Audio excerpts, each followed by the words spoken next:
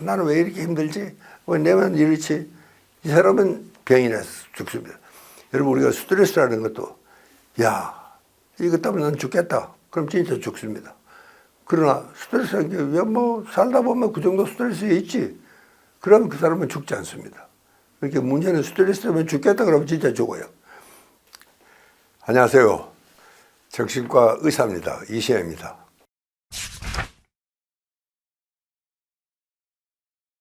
저는 어릴 적부터라도 좀 낙천적이었습니다. 첫째는요. 그리고 인생은 어려운 일이 있다는 게, 여러분, 우리 시대에는 고생한다는 개념이 없었습니다. 이건 당연한 거니까. 이게 그날 저녁 정말 밥 한 그릇 어디 가서 뜨신 걸 한 그릇 먹고 나면은 세상에 그 이상 행복할 수가 없었습니다. 그래서 그 영어에는 I'm easy to please 하는 말이 있습니다. 나는 쉽게 대접을 해도 된다. easy to please 그런 말이 있는데, 우리는 정말 그랬습니다. 뭐 별것 아닌 정말 좀 보리죽이라도 한 그릇 변방 부리기만 하면은 행복했던 그런 시대였습니다. 그러니까 요즘 우리 젊은이가 보면은 정말 생활 하나하나가 전부 어려운 생활이었죠. 그런데 그게 그냥 당연한 겁니다. 일상입니다. 그게 우리 일상이었어요. 그래서 뭐 특별히 더 힘들다거나 그런 일이 없었습니다. 제가 고등학교 1학년 때 6.25 전쟁이 일어났어요. 여러분, 그때 내가 13 식구의 가장이었습니다. 고등학교 1학년 때 13 식구의 가장이었어요. 그래도 학교도 다니고, 그때는 학교는요, 출석도 안 불렀어요. 애들이 반도 안 나오니까. 우리도 뭐 학교도 이제 다 군인들한테 다 내주고, 우리는 저 보리밭에서 뭐 다리 밑에서 공부도 하고 뭐 그랬습니다. 저는 대구에서 경북고등학교를 다녔는데, 그때 경북고등학교는 주로 지금 동대구역 근처가 거의 보리밭이고 기와꿀이 많았어요.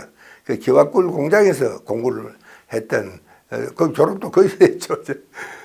그런 시절이었으니까, 저는 이제 미군 부대 하우스보이로 들어가서 그나마도 참 그럭저럭 우리 집이 완전히 정말 문을 닫지 않고 살아갈 수 있었다. 그렇게 저한테는요, 뭐 특히 어려운 일이 있었다 하는 것은 항상 어려우니까 따로 뭐 고생을 한다든가 어렵다든가 그런 생각을 할 여가가 없었습니다. 그 인생이라는 게 원래 그런 거다. 뭐 그렇게 받아들이는 겁니다. 아마 그런 것이 참 지금도 마찬가지예요. 나는 왜 이렇게 힘들지? 왜 내만 이렇지? 이 사람은 병이 나서 죽습니다. 여러분, 우리가 스트레스라는 것도, 야, 이것 때문에 난 죽겠다. 그럼 진짜 죽습니다. 그러나 스트레스라는 게 왜 뭐 살다 보면 그 정도 스트레스에 있지. 그러면 그 사람은 죽지 않습니다. 그러니까 문제는 스트레스 때문에 죽겠다 그러면 진짜 죽어요. 우리는 그랬습니다. 정말 힘들었습니다. 그러니까 그게 뭐 특별히 더 힘든 날도 없고 만날 그런 거예요. 원래 힘든 게 정상이니까, 어떤 의미에서는요. 그러니까 아마 이것은 내뿐만 아니고 우리 시대 사람들이 대체로 그런 생활을 갖고 있었다. 그런 이야기를 말씀을 드리고 싶습니다. 이게 뭐든지 한 가지를 하면은 계속해야 됩니다. 저는 그것이 굉장히 중요하다고 생각합니다. 저는 지금 이제 아침에 일어나면은 아침 운동을 저는 끼어들어서 밖에 안 나갑니다. 방 안에서 한 30분 운동을 합니다. 맨손 체조도 하고, 그다음에 푸시업도 하고, 스쿼팅도 하고, 또 우리 직원들이 사주는 이 스텝바도 밟기도 하고, 그다음에 이제 묵상도 가볍게 하고, 그렇게 하면 되게 한 30분쯤 합니다. 그렇게 30분쯤 한 그 운동을 지금까지도 한 4, 50년은 그걸 제가 유지하고 있었던 것입니다. 그러니까 무슨 운동을 어떻게 해야 건강하다 하는 것이 중요한 게 아니고, 무슨 운동이든 작든 크든 계속하는 것이 힘이다. 계속의 힘이다. 저는 그렇게 생각합니다. 저는 좀 그렇게 했는 덕분인지 지금까지 그렇게 죽을 병도 안 걸리고, 아직도 90에 이렇게 좀 불러주는 사람도 있고, 이렇게 TV라도 나올 수 있다는 게 정말 참 저는 행복하고 참 다행이다. 그런 생각을 하고 있습니다.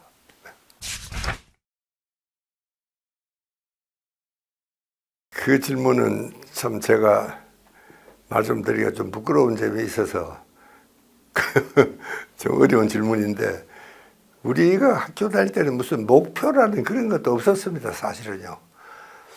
저는 그때 이 대학교 원서를 내야 되는데 그때 제가 이 미군 부대 하우스보이에 있었어요. 그래서 이제 원서 낼 시간쯤 돼서 저하고 아주 친한 친구, 절친이 세 사람이 있었어요. 이놈들은 공부를 잘해요. 말하자면 나는 공부도 안 하고 돌아다니니까 그 하우스보이 하고 한다고 뭐 시험 때나 그저 겨우 와서 아이들이 날 가르쳐줘요. 개인 교습을 하는 겁니다. 이렇게 어떻게 보면 참 나는 그 친구들이 없었지만 고등학교 졸업은 그냥 뭐 대학도 생각도 할 수 없었죠. 그래서 제가 무슨 목표라는 게 없어요. 저는 그때 좀 돈이 좀 적게 드는 대학이 그때는 교육대학이었습니다. 그때는 국가에서 장학금을 거의 주고 막 그랬던 거예요. 그날은 막 그런 쪽으로 갈까 고리 생각을 하고 왔는데 그래서 원서 위원장도 가있길래 자기들이 냈다는 겁니다. 어디 내놓고 가있길래 의과대학을 냈다는 거예요. 미쳤나 이것들. 근데 그놈들도 다 의과대학을 냈어요. 의사가 워낙 부족했으니까 의과대학은 증병 보류를 시켜줬어요. 그래서 그 애는요, 의과대학이 굉장히 힘들었어요, 들어가기가. 그거다가 일마들이 또 원서를 내놓은 겁니다. 그래서 이제 불과 한 열흘밖에 안 남았어요, 이제 입학시험까지요. 그래 이제 이놈들을 이제 나를 가르쳐 주는 거예요. 저도 또 그동안에 또 미군 부대도 한 번씩 갔다 왔다 해야 되고, 참 고마운 친구들이죠. 그놈들한테 이제 내가 개인 교습을 받은 겁니다.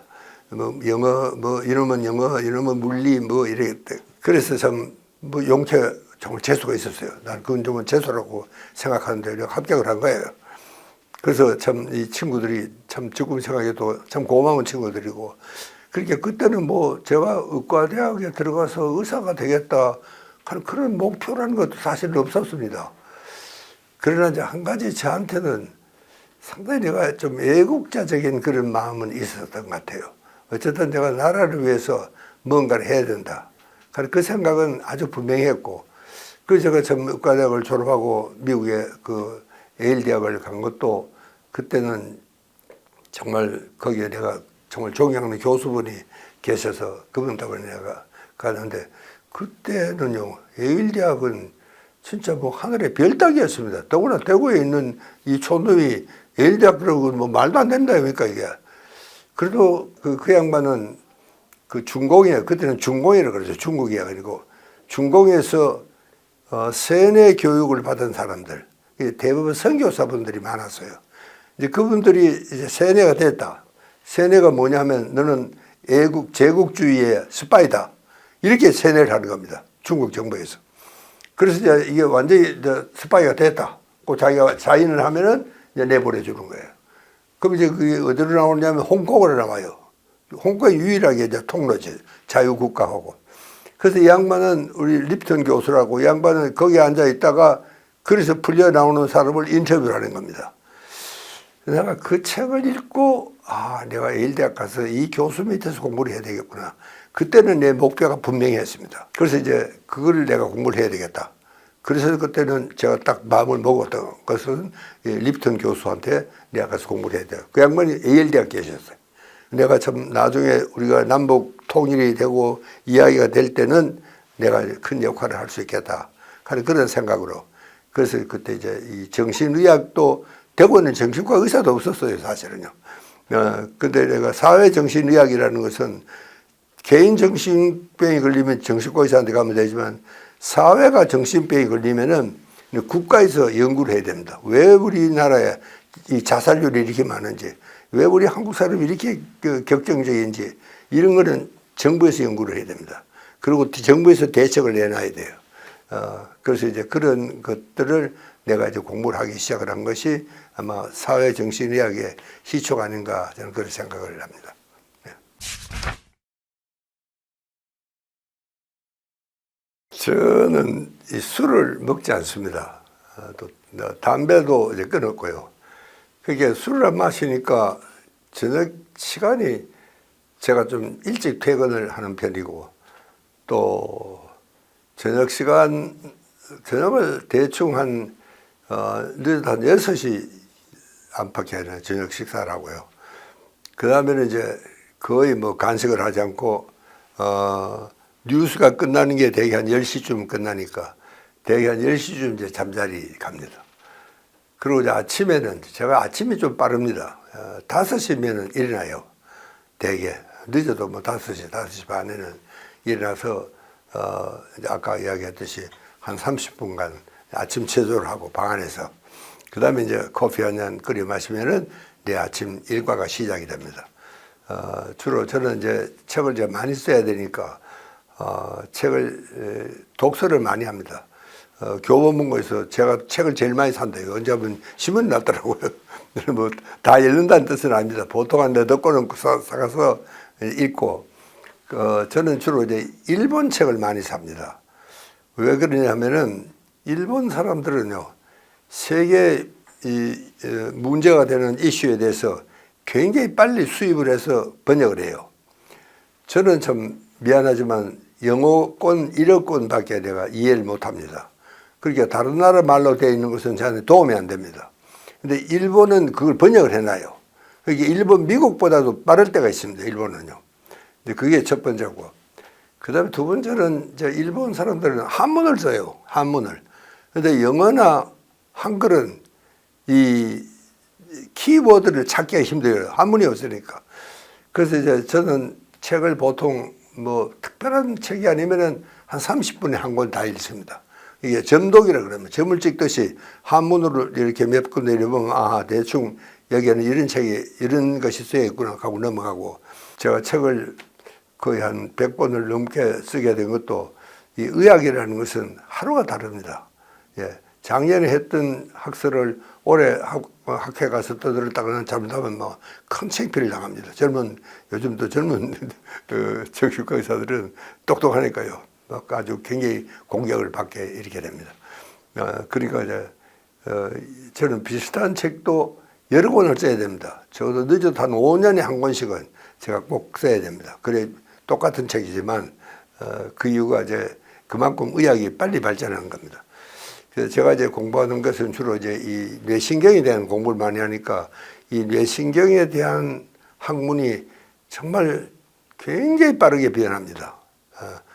제가 아까 우리가 이야기했던 것도 사실은 굉장히 최신 지식들입니다. 정말 최신 지식을 이야기하는 겁니다. 그러니까 계속 이제 새로운 책을 읽고 또 그걸 또 써야지 우리 후배들이나 이 후배들은 적어도 영어권이 들어야지 비로소 새로운 지식을 얻을 수 있게 되지만 나는 굉장히 빠르거든. 일본 책을 읽으니까 훨씬 더 빠르고, 또 일본 학자들은 참 고맙게도 책을 굉장히 쉽게 씁니다.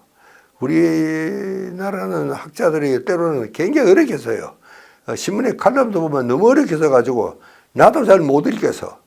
나도 잘 못 읽는 것을 일반 신문에 내면 그건 안 됩니다. 그건 편집이 잘못된 거예요. 신문사가 잘못하는 거예요. 일반 사람들, 내가 읽어도 못 읽는 거를 갖다서 누가 읽어요? 그러면 전문 서적이라든가 전문 잡지에다 내야지 일반 신문에 실으면 안 되는 겁니다요. 그래서 저는 어떻게든지 우리 후배들이 미처 그런 새로운 학문에 접근을 하기 전에, 그래서 저는 뭐 최소한 한 5년, 10년은 앞서간다고 봅니다. 실제 여러분들이 의학 잡지에 실릴 정도가 되면은요, 이것이 연구실에서 떠난 지가 10년 거의 다 됩니다. 예, 연구실에서 떠난 지가. 왜냐하면 그 외국 잡지에 하나 실리려고 하면 굉장히 시간이 오래 걸립니다. 이걸 고쳐라, 이거 뭐 바꿔라, 뭐 문헌이 잘못됐다. 굉장히 이제 이걸 써서. 그러니까 실제로 외국 잡지를 보면은요, 10년 전에 연구했던 것들이 이제 지금 연구 잡지에 실리는 뭐 이런 것이 평균 그렇게 생각하면 됩니다. 그러니까 실제로 이제 우리 젊은 의사들이 그렇게 너무 늦게 접하면 안 되니까 저는 그분들을 위해서라도 우리 후배들을 위해서라도 빨리 정말 많은 거를 좀 써야 되겠다. 그래서 이제 내 시간 관리는 뭐 특별한 건 없습니다. 그게 뭐 제 시간 관리고, 좀 어떨 때는 잠이 좀 부족하다 싶으면은 낮잠을 한 20분 잡니다. 그게 뭐 제 시간 관리법이라고 생각하면 됩니다. 여성은 체질적으로 제가 이야기했죠. 남성보다도 세로토닌 분비량이 적습니다. 그런데 이제 여성들은 이제 산후 경험을 통해서 아기를 하나 낳는다는 건 정말 힘듭니다. 남자들은 몰라요. 요즘 그래서 젊은 엄마들이 아기를 안 낳겠다는 건 한편 이해가 갑니다. 굉장히 힘들어요, 사실은요. 그때 그거를 조절해 주는 게 세로토닌입니다. 세로토닌이 많이 분비가 돼야지 산후에 여러 가지 경험을 하게 되는 여성분들의 그 통증을 완화할 수가 있습니다. 그렇게 세로토닌이 그래서 굉장히 중요합니다.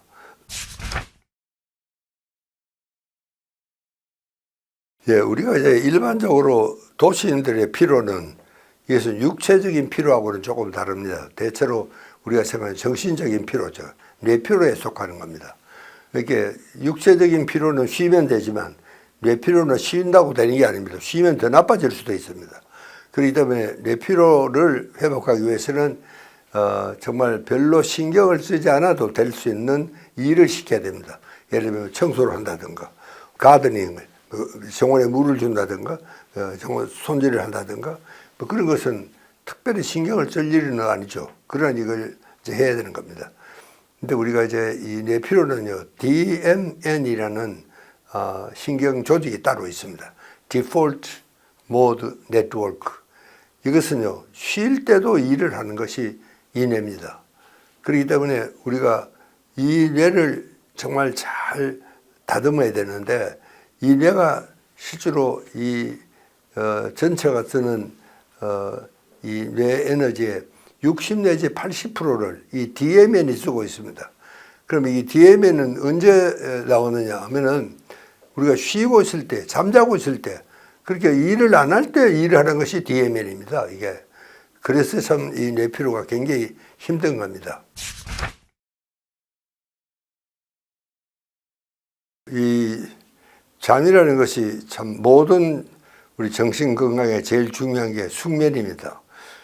숙면을 잘해야지 정신적으로 육체적으로 우리가 잘 정말 균형이 맞는 건강한 생활을 할 수가 있는데, 일반적으로 말하면은 숙면은요, 많이 자려고 그러지 말고 짧게 자기 위해서 노력을 하는 것이 숙면의 비결입니다. 그렇게 잠이 안 올 때 억지로 자려고 누워 있지 말고, 아이고 뭐 억지로는 잘 됐다, 밀린 일이나 좀 하자, 그리고 책상에 앉아서 방안을 다 켜지 말고 데스크 램프만 켜고 공부를 하는 겁니다. 뭐 저도 가끔 그런 일이 있습니다. 잠이 안 올 때는 아이고 잘 됐다, 밀린 숙제는 하자, 그러고 있으면은 거짓말처럼 잠이 스르르 오기 시작합니다. 잠을 자기 위해서 억지로 노력을 하시는 것은 제일 안 좋습니다. 그 노력 그 자체가 신경을 자극을 해가지고 잠이 안 오게 되는 겁니다. 그러니까 뭐 안 와도 좋다 하는 그런 기분으로 계시는 것이 첫 번째 비결이라. 요즘은 참 살기 좋은 세상이 됐습니다. 여러분, 우리가 세계 10위권에 지금 우리가 들어가 있는데, 그런데도 불구하고 왜 그렇게 자살이 많으냐? 불행한 사람들이 너무나 많다는 사실입니다. 이게 이제 비교를 하면 안 됩니다. 첫째는요, 아이고 나는 이런데 절만은 저렇다, 그러니까 이게 나는 형편없다, 그렇게 생각하지 마시고, 그 다음에는 이제 우리 사회적으로 보면 이 두 가지 큰 함정이 있습니다. 그게 하나가 우리가 극단의 이기주의에 빠져 있습니다. 거기에 잘 빠져요. 뭐 남들이 뭐라 하든 말든 나만 잘 살면 된다, 나만 잘 되면 된다, 나만 돈 잘 벌면 된다 하는 극단의 이기주의에 빠져 있습니다. 그 다음에 또 한 가지는 이 무한 경제입니다. 이게는 끝이 없어. 우리가 이만큼 살게 되었으면 된 겁니다. 그리고 우리는 아직도 더 올라가야 된다, 산을 더 올라가야 된다고 생각하거든요. 이 산을 더 올라가야 된다고 생각하는 사람이 쉬울 리가 없습니다. 더 힘들잖아요. 막 숨도 가쁘고 빨리 올라가야 되니까. 그러니까 제일 중요한 것은 이 무한 경쟁과 극단의 이기주의, 이게 정말 우리 산업사회에서 빠지기 쉬운 함정입니다. 이 함정에 빠지면 안 됩니다. 그러니까 자기한테 주어진 것, 여기에 만족하고, 여러분 참 우리 생각하면 정말 참 행복한 나라 아닙니까? 정말 우리가 조금만 북쪽에 태어났다면 우리가 어떻게 되겠어요? 또 그리고 우리가 정말 한 시대만 앞서 태어났더라도 우리 생활은 지금 같지가 전혀 않죠. 여러분, 저는 가끔 그 이야기를 잘합니다. 내가 이 경산에 있을 때 해방전인데 국민학교 3학년 때 아버지 저를 심부름을 시켰어요. 아버지 그때 군에 계셨는데, 거기가요, 그때는 늑대가 많았어요. 더구나 그날은 이제 이 아랫동네하고 축구 시합하는 날인데, 아침을 먹는데 아버지가 그 하양면에 거의 한 20미, 한 30미 거의 됩니다. 왕복 한 50년이 되는 그 뜨거운 여름에 애를 거기 보낸 겁니다. 여러분, 내가 정말 큰 심부름을 했으면 억울하지는 않죠. 너 하양 면장한테 가서 면장어른 문화재 전문위원회 언제 열린답니다. 그 이야기 한마디 하러 여러분 그 뜨거운 여름에 60미끼를 걸어간 겁니다. 정말 달려가듯이. 여러분 지금 그런 생각을 해보면은 여러분 우리가 조금만 북쪽에 태어났더라면 여러분 이게 뭐 상상이나 하겠습니까? 이 생활을요. 여러분 그렇게 생각하면은 참 고맙고 참 다행이다 하는 생각을 항상 할 수 있으면 좋겠다. 저는 그 이야기를 드리고 싶습니다.